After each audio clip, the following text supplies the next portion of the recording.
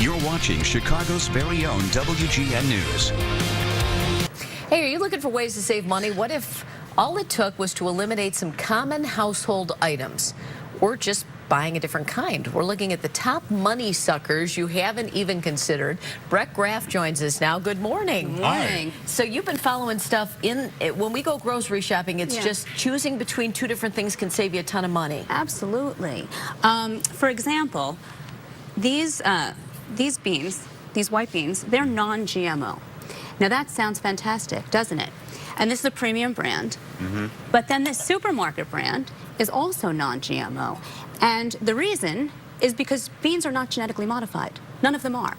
There's only 6 genetically modified crops: sugar, papaya, soybean. I mean, it would be harder to make beans that were genetically modified than to not. So really, that label just means 40% more. All right. So some other things you say, earth-friendly supermarket labels. Is that different than GMOs? Well, you know, all of them. All of them. You really have to know what they mean. A new one now that I'm seeing everywhere is compostable.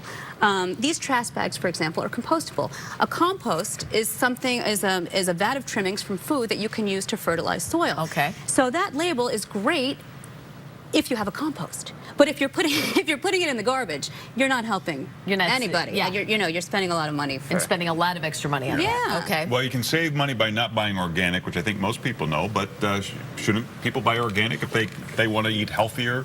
You know, not necessarily. It's summer, it's definitely fruit and vegetable season. Organic produce is not grown without pesticides. It's grown without synthetic pesticides. That sounds perfectly reasonable until you realize that natural pesticides are toxic.